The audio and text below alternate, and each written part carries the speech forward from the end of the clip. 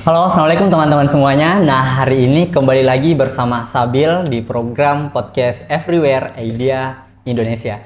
Saat ini kita berada di Chill, tepatnya di Jalan Merdeka, Kabupaten Bone. Nah, salah satu kafe anak muda, tempat nongkrongnya para milenial itu tempatnya di sini. Chill everyday, chill every time. Mungkin seperti itu. Nah, ada topik menarik pada hari ini, teman-teman, karena sebenarnya topik ini sudah sering dibahas 2 tahun yang lalu, akan tetapi 2 bulan akhir-akhir ini itu viral lagi karena banyak sosok figur, banyak influencer yang mengangkat itu. Nah, hari ini kita sudah kedatangan narasumber, salah satu sosok figur ya, salah satu role model khususnya anak muda dan salah satu panutan Sabil juga. Beliau adalah Rinaldi Nur Ibrahim. Oi, halo, Halo, Sabil. Kak Rinaldi sehat? Sehat, alhamdulillah. Alhamdulillah. Ini aktivitasnya apa ini, Kak? Aktivitasnya, sebenarnya tuh saya aktivitasnya tuh di Jakarta sih. Tapi memang lagi balik kampung karena habis lebaran kan ya. Jadi kalau saya aktivitasnya tuh lebih ke bikin bisnis, aktif bikin konten juga di sosial media, Oke. sama bikin beberapa yayasan. Berapa yayasan? Ya, yayasannya tuh untuk pengembangan diri, untuk kesehatan. Kami backgroundku kan apoteker ya. Jadi Apoteker, oke. saya mau juga bantu edukasi tentang kesehatan di Indonesia. Nah, sebelum lanjut nih kita ke pembahasan, Kak, kan tadi banyak sekali nih yang kita bahas Ya. yang kita bisnis, apoteker dan lain-lain. Ini kan manajemen waktunya gimana, Kak? Oh, Nah, manajemen boleh waktunya nih. diceritain, ya betul, Kak. Boleh diceritain nggak apa sih yang melatar belakangi hingga di apoteker kemudian terjun di dunia kreator, Kak? Berarti kita bahasnya tentang manage waktu dulu atau Manage waktu dulu loh. manage waktu dulu ya. Gimana cara saya tuh untuk manage karena banyak banget kegiatan yang sekiranya tadi saya sampaikan nggak. Kalau saya sendiri manage waktu itu memang saya tipikal orang yang targetan. Jadi Oke. targetku itu di setiap harinya itu ada. Nah, disitulah sebelum hari sebelumnya saya harus nulis dulu nih apa yang Oke. saya mau kerjain. Jadi pada saat saya udah bikin list-listnya, itu bisa memudahkan saya untuk bisa lebih fokus. Oke. Oh, oke, kerjaanku hari ini tuh apa gitu. Nah, cara untuk manage waktunya ya dari situ. Sebelum hari H itu kita memang betul-betul udah mengatur jadwalnya. Nah, jadi kayak mau ketemu sama Sabil, mau ketemu sama siapa, mau apa lagi ya, kayak bikin apa gitu, bikin kontennya di kapan. Oke. Jadi memang benar-benar udah disetting. Nah, disitulah memudahkan kita untuk manage waktu.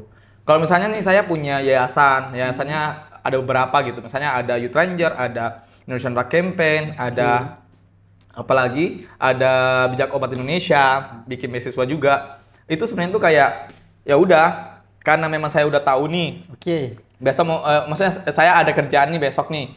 Saya harus tulis dulu di sebelumnya. Jadi walaupun juga yayasanku banyak, tapi memang itu bisa membantu saya kalau saya sendiri tuh nulisnya tuh di hari sebelum hari H. Kau yang maksud kok.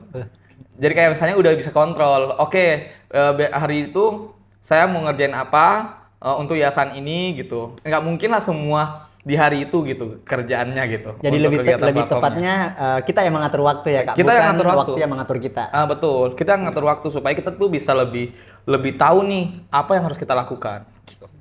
Nah, yang melatar belakangi seorang Kak Inal ini terjun di dunia kreator itu apa, Kak? Oh, latar belakang ya? Ya, betul. Apakah iseng-iseng dulu di awal atau semacam suka memang konten, kemudian sampai di titik seperti ini, Kak? Ini kan butuh proses Ya. yang lama.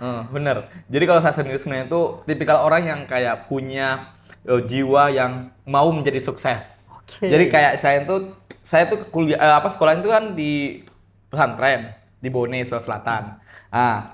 Saya mau pesantren adalah Sujung Bone. Jadi pada saat saya sekolah itu benar-benar tuh udah punya targetan gitu. Saya kepengen untuk pergi ke Jakarta. Pergi ke Jakarta, mau merantau, mau jadi orang sukses gitu. Masya Saya Allah. ngelihat banyak orang sukses gitu, saya lihat di lewat TV, lewat sosial media. Saya berpikir di situ kayak mau apa ya, mau mencapai apa yang saya mau juga gitu. Saya tipikal orang yang kayak suka bikin sesuatu lewat video. Walaupun di awal itu memang benar-benar tuh kayak tipikalnya masih anak kampung lah. Yang contohnya kayak mau bikin ini masih Betul. perlu revisi, masih di komen sama orang kayak kualitasnya kurang baik gitu. Tapi karena memang saya tipikal orang yang kayak punya target-target gitu, jadi kayak belajar. Lama-kelamaan tuh kayak jadi suatu hal yang kayak ini perlu saya apresiasi nih. Saya harus fokus nih di sini gitu. Karena saya ngerasa kalau saya bikin konten banyak orang yang teredukasi. Background saya pun juga suka kayak ikut volunteer, ikut kegiatan pendidikan. Jadi pada saat saya udah ikut kegiatan seperti itu, malah kayak saya sharing lewat sosial media, banyak terinspirasi. Nah, motivasiku tuh semakin naik. Jadi kayak istilahnya apa yang saya punya, apa yang saya udah lalui, saya sampaikan lewat sosial media, ternyata itu bisa mempan kepada masyarakat, kepada teman-teman anak muda. Dari situlah saya tuh kayak terinspirasi untuk jadi content creator. Nah, dan pada saat saya kuliah, karena memang background saya farmasi, masih banyak anak-anak farmasi itu masih show off. Maksudnya show off itu kayak dia itu masih menutup diri gitu. Menutup diri. Ngerasa bahwa anak farmasi itu nggak bisa share gitu, sharing apa yang dimiliki. Jadi pada saat saya kuliah di semester berapa ya, semester 4 atau semester 5, itu saya memulai. Walaupun memang di situ masih banyak orang yang kayak nggak mensupport, masih ada yang merendahkan gitu, merendahkan diri kita. Tapi karena saya ngerasa bahwa anak farmasi itu belum ada yang show off gitu, yang berani benar-benar ngobrolin tentang kefarmasian di sosial media, saya memulai. Saya mencoba untuk share-share lewat sosial media. Ternyata ramai juga.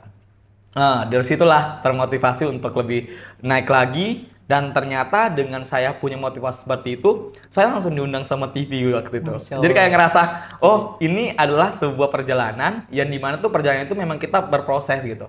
Berprosesnya ini ternyata ada hasilnya.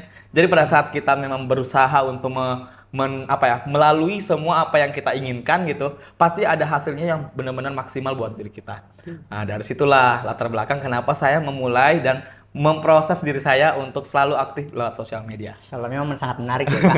Jadi bisa dibilang jangan pernah nunggu sempurna baru memulai, tetapi dari proses itulah yang menyempurnakan apa yang betul, Kak. Betul banget. Nah Kak, ini kan yang mau kita bahas ini terkait pendidikan. Ya, terkait pendidikan, Hari Pendidikan Nasional. Nah, bicara tentang pendidikan penting nggak sih Kak? Nah, kalau menurut pendapat Kak Inal ini, pendidikan itu apa Kak? Ini menurut persepsi Kak Inal. Kalau saya sendiri itu sebenarnya tuh kayak ada tuh istilah tuh kayak ada pendidikan formal, ada non formal gitu kan ya. Kalau saya sendiri melihat atau mengartikan pendidikan itu adalah proses kita untuk membangun diri kita. Jadi kayak saya dengan adanya pendidikan ini, kita itu bisa maksudnya kayak gini, kita berproses untuk melakukan ini, kita belajar tentang ini, itu merupakan sebuah arti dari pendidikan menurutku ya. Jadi kayak proses untuk kita belajar, dari situ kita ternyata bisa lebih baik gitu. Bisa berkembang dengan potensi kita. Menurutku pendidikan itu artinya seperti itu sih. Jadi kayak kita tuh berproses untuk menjadi lebih baik dengan apa yang kita miliki. Dan kita bisa menjadi sosok yang sekiranya tuh kayak mampu mendapatkan hasil gitu. Dari yang kita pelajari, yang kita lalui gitu. Itu pendidikan menurutku. Oke, baik Kak. Nah, beberapa stigma di teman-teman Anda di masyarakat ini Kak ya. Dia kan bilang gini, ngapain sekolah tinggi-tinggi? Ngapain ya sekolah tinggi-tinggi ya? Ngapain pendidikan tinggi-tinggi? Nah, padahal orang-orang tua kita dulu ya Kak, dia kan nggak sekolah. Tetapi hubungannya sesama masyarakat itu baik-baik saja. Dan dia bisa hidup sejahtera, sukses, dan lain-lain. Nah, sedangkan orang yang mengatasnamakan dirinya di pendidikan ini tanda kutip, beberapa oknum pejabat misalkan nih, dia pendidikannya tinggi, tetapi pendidikannya disalahgunakan Kak, karena dia korupsi, membodohi orang. Nah, gimana nih terkait itu Kak? Oke, kenapa sih kita harus sekolah tinggi-tinggi gitu kan? Toh banyak juga kok orang-orang yang seperti itu gitu. Maksudnya dia udah berpendidikan tinggi tapi ternyata korupsi dan lain gitu. Ada juga orang yang kayak nggak berpendidikan tapi mereka bagus sosialisasinya sama masyarakat. Bisa sukses juga. Kalau menurutku ya, itu kita nggak boleh general semuanya. Ada kok orang-orang yang keren banget gitu. Dia suka untuk kuliah, tapi dia itu bisa memberikan banyak manfaat kepada orang lain gitu. Jadi kalau kita melihat satu oknum atau dua oknum gitu, karena memang terlihatnya itu kebanyakan kebanyakan orang-orang yang diberitakan itu ya bisa membiaskan semua gitu. Tapi nggak semua orang seperti itu. Ada juga kok orang yang nggak fokus di pendidikan, tapi ternyata dia juga nakal, dia juga ini gitu. Kalau misalnya pertanyaan seperti itu, menurutku itu tergantung dengan orangnya masing-masing. Tergantung orangnya masing-masing ya. Maksudnya kayak itu hanya oknum saja gitu. Kalau misalnya kita berpikirnya seperti itu gitu, nggak berpikir secara luas, kita melihat juga sisi yang lain gitu. Maksudnya banyak loh orang-orang yang kayak karena berpendidikan, dia kuliah tinggi-tinggi, dia itu bisa mengubah Indonesia. dia bisa mengubah negaranya gitu. Dia bisa mengubah desanya. Karena apa? Dia mau berproses untuk memperbaiki diri, mempelajari apa yang masih kurang dari dirinya gitu. Jadi kalau misalnya udah fokus untuk memperbaiki diri, punya niat bersih, fokus untuk membangun, itu hal yang positif banget dari pendidikan gitu. Dan memang pendidikan itu menurutku nggak ada negatifnya. Yang kurangnya itu adalah oknumnya. Oknumnya. Orang yang istilahnya tuh kayak dia berpendidikan supaya dia bisa membodoh-bodohi orang lain gitu. Itu mah udah bahasanya tentang sosial gitu. Cara bersosialisasi sama orang lain gitu. Tapi kalau pendidikannya mereka belajar bagaimana caranya dia itu untuk tahu tentang apa dan lain gitu. Menurutku seperti itu sih. Nah, sangat menarik sih Kak, apa yang Kakak sampaikan. Nah, cuman tadi yang paling penting, kan orang dulu nggak sekolah nih Kak, tapi bisa sejahtera. Nggak sekolah, tidak punya pendidikan, tapi hubungan sosialnya bagus Kak. Sebenarnya faktor apa yang mendasari orang-orang dulu, kemudian bedanya dengan era sekarang yang notabene sudah canggih, pendidikan bisa di mana saja Kak? Kalau saya sendiri sih ngelihat sebenarnya tuh ini ya, kembali ke backgroundku juga ya. Jadi orang tua aku itu sebenarnya tuh kuliahnya tuh dia tuh nggak kuliah. Nggak kuliah. Tapi ternyata dia tuh bagus juga nih maksudnya dalam aspek kayak dia tuh bisa memfasilitasi saya untuk bisa seperti ini gitu. Saya tanya sama mereka, kenapa mama masih fokus untuk, maksudnya mama bapakku itu masih fokus untuk menemani saya itu untuk bisa mencapai diri saya itu bisa kuliah setinggi-tingginya gitu. Karena pada saat itu mereka merasa bahwa mereka belum bisa, belum ada kesempatan gitu. Karena istilahnya dia mau, tapi dia sendiri itu yang belum ada uangnya gitu. Belum ada aksesnya untuk berpendidikan dengan baik. Kalau sekarang kan kita memang udah di fase dimana tuh pemerintah udah gonjor-gonjoran bantu kita untuk bisa fokus fokus untuk mencapai mimpi kita bisa melanjutkan perkuliahan, kita bisa melanjutkan sekolah yang lebih luas lagi gitu, yang lebih istilahnya itu ke luar negeri dan lain. Itu sekarang udah punya banyak program. Dan menurutku program-program itulah yang mendorong kita kenapa kita masih masih bisa, maksudnya masih penting gitu untuk bisa seperti itu gitu. Kalau kita ngelihat orang tua kita kayak mereka bisa kok kaya dengan jalannya sendiri gitu, tanpa berpendidikan gitu. Sebenarnya itu mereka kalau misalnya saya sendiri menjawab itu kayak karena fasilitas waktu itu pun juga belum terlalu cukup gitu. Jadi kayak aksesnya pun juga buat bapak ibu kita yang dulu tuh kayak masih maksudnya serba masih belum terlalu lengkap lah gitu. Sekarang juga memang masih berproses sih untuk menjadi lebih baik, tapi kita udah enak gitu. Programnya tuh udah bagus gitu. Menurutku seperti itu sih, Abil. Berarti lebih ketergantung zamannya ya, Kak? Karena dulu belum melek literasi, sekarang sudah ada. Udah mulai banget gitu. Maksudnya udah bagus banget sih menurutku ya. Walaupun memang masih berproses. Oke, nah menurut Kak Inal ini tujuan dan manfaat kuliah itu sendiri itu apa, Kak? Oke, kalau tujuan dari kuliah ya. Saya sendiri tuh nggak bisa seperti ini. Kalau saya tuh nggak belajar dengan lingkungan kuliah. Kalau mau jujur ya, saya tuh waktu masih dari kampung nih ke Jakarta itu masih atau kayak masih misalnya lebih ke kayak masih grogi, masih kaku, nggak bisa ngobrol sama seorang gitu. Sebenarnya tuh kita mau kuliah dimanapun sebenarnya itu kita bisa berkembang gitu. Kalau kita memang mau.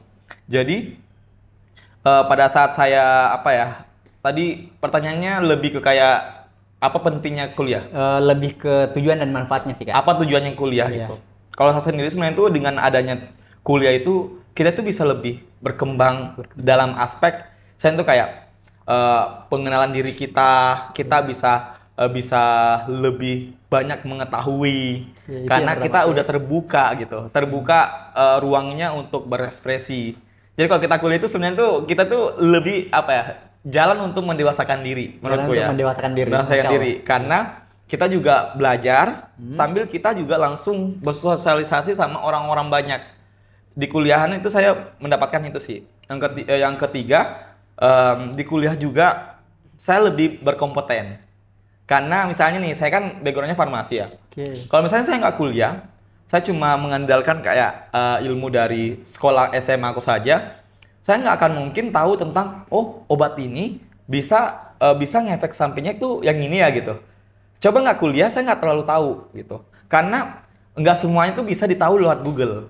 Oke, Kita tuh betul. tahunya itu kalau kita kuliah, kita berdiskusi sama orang-orang, membangun apa ya, membangun jiwa untuk saling berkomunikasi sama lain, kita mendapatkan simpulan dari apa yang kita inginkan, apa yang kita pelajari gitu kan, dan apa yang kita diskusikan. Jadi pada saat itu juga kita lebih tahu nih, oh oke, ternyata seperti ini, seperti ini, seperti ini.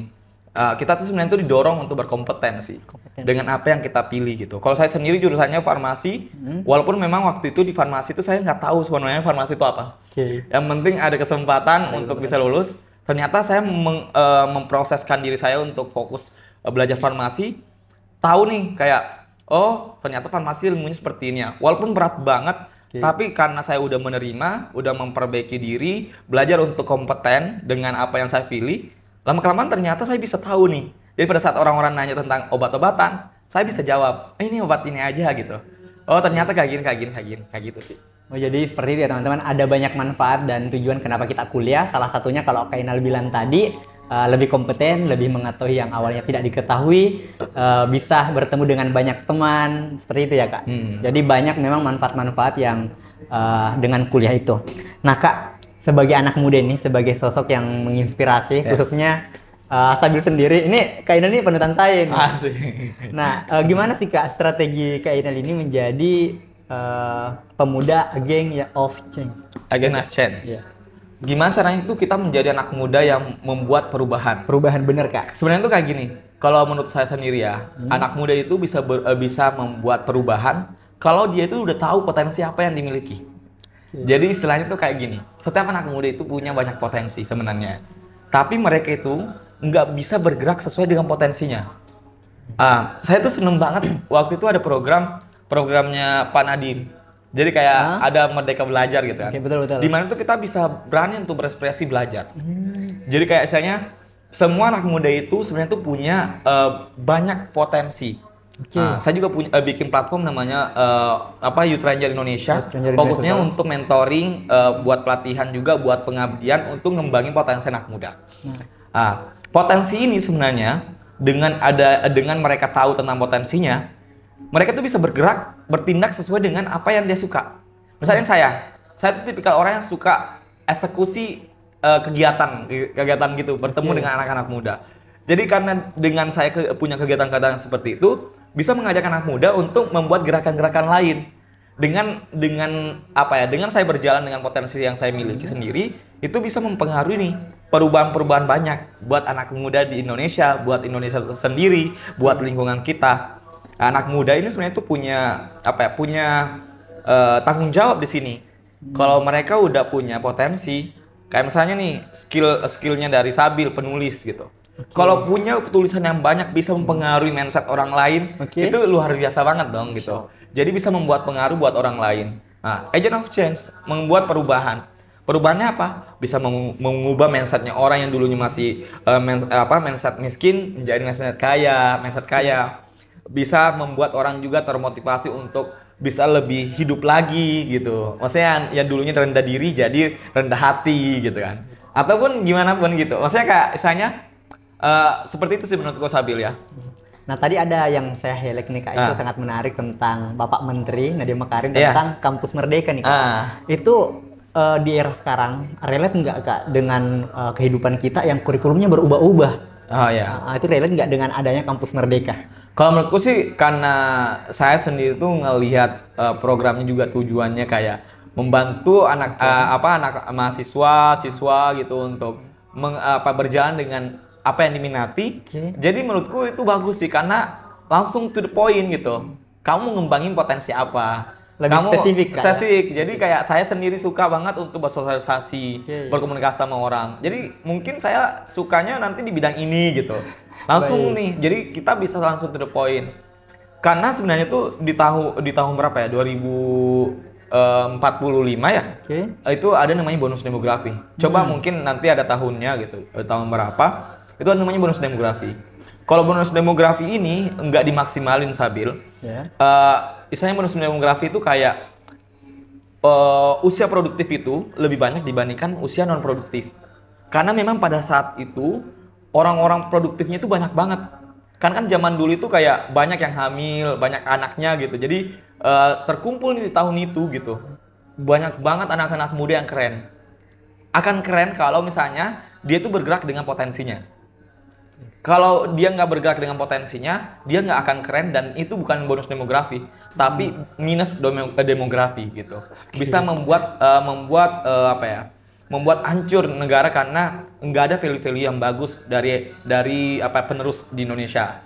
Nah, kalau misalnya nih kita bergerak dengan potensi yang kita miliki, kita benar-benar dibabat sampai kita bisa tahu nih potensi kita apa, Betul. kita bergerak dengan potensi kita sendiri, itu benar-benar tuh bisa mempengaruhi perubahan dari demografi itu gitu, dan itu bisa menjadi bonus, bukan minus demografi. Jadi memang lebih banyak manfaatnya, Kak. Menurutku seperti itu Dan sih. memudahkan generasi-generasi kita untuk terjun di dunia yang memang dia sukai. Ya, benar. Oke, Kak. Kita ini sudah masuk di penghujung acara nih. Gimana sih, Kak? Kasih dong tips dan triknya untuk menanggapi stigma tanggapan bahwa kuliah itu tidak penting, Kak, untuk menepis tanggapan itu. Nah, kita dengar ya, teman-teman. Gimana, Kak Inal?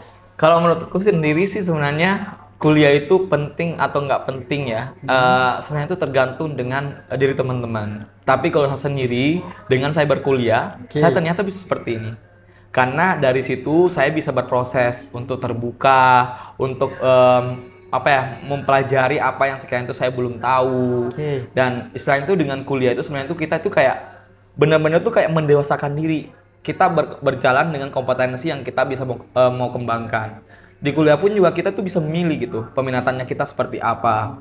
Jadi itu memang benar-benar penting sih kalau dalam hidup saya sendiri ya. Saya pun juga mau lanjut lagi nanti S2, karena memang saya ngerasa bahwa kalau saya nggak belajar terus gitu, saya nanti akan merasa bahwa saya sendiri pun juga belum terlalu banyak nih ilmu saya gitu. Jadi saya harus selalu asah. Dengan saya berkuliah itu membuat diri saya itu kayak berkembang lebih besar, lebih terbuka lagi mindsetnya gitu. Saya itu kayak banyak orang-orang juga yang kepengen untuk kuliah di luar negeri supaya apa? Mindsetnya itu lebih terbuka lagi. Oh, ternyata seperti ini ya gitu.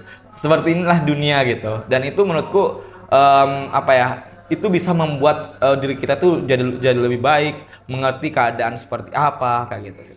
Oke, baik, Kak. Nah, kasih dong motivasi, Kak, untuk anak-anak muda yang baru memulai dan untuk anak muda yang ingin kuliah, Kak. Oke. Buat teman-teman semua nih yang sekiranya tuh masih memulai gitu kan, mau mulai untuk ngembangin diri. Betul. Jangan sampai kalian nggak tahu diri teman-teman sukanya apa. Jadi coba fokus untuk menemukan apa yang teman-teman suka. Coba kembangin juga, dimaksimalin, cari lingkungan yang positif. Karena menurutku lingkungan positif ini sangat mendukung kita. 5 teman kita terdekat kita itu bisa mengubah diri kita. Jadi kalau misalnya teman-teman selalu berdiskusi sama orang pebisnis, nanti lama-kelamaan teman-teman akan menjadi pebisnis. Kalau teman-teman selalu berdiskusi sama orang kaya, teman-teman nanti lama-kelamaan jadi orang kaya. Amin. Teman-teman berdiskusi sama orang yang suka keluar negeri, teman-teman akan terdoktrin juga untuk keluar negeri. Tapi kalau sebaliknya teman-teman deket sama orang yang istilahnya itu nggak ada motivasi hidup, nggak ada something yang membuat dirinya itu untuk menjadi orang yang sukses, menurutku itu juga bisa menjadi pilihan buat teman-teman kalau misalnya teman-teman mau seperti itu gitu. Jadi hidup teman-teman itu tergantung dari apa yang teman-teman pilih.